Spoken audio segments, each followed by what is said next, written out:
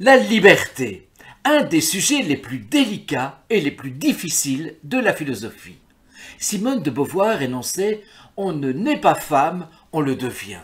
Parlant de la liberté, j'aimerais la paraphraser en énonçant « On ne naît pas libre, on le devient ». En d'autres termes, je crois que pour cela, la liberté n'est jamais absolue, ni infinie, ni définitive. On est plus ou moins libre, et il s'agit bien sûr de le devenir le plus possible. Car enfin, être libre, au vrai sens du terme, ce serait n'être soumis qu'à sa propre nécessité, explique d'ailleurs Spinoza.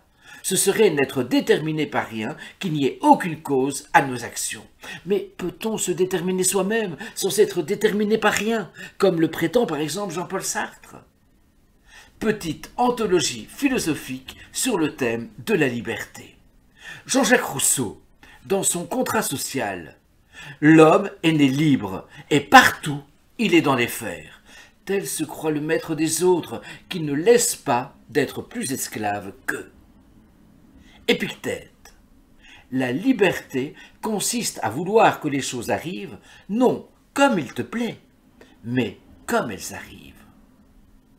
Spinoza.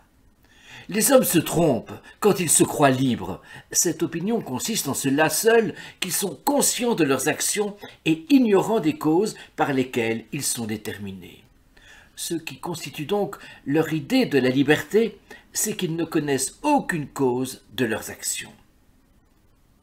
Nietzsche.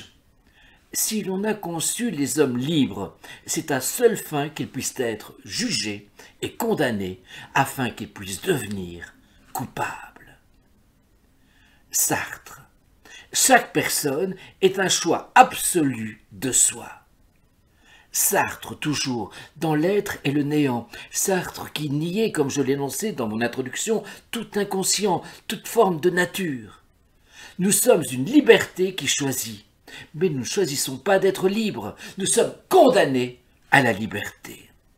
Faire, et en faisant se faire, et n'être rien d'autre que ce que l'on s'est fait.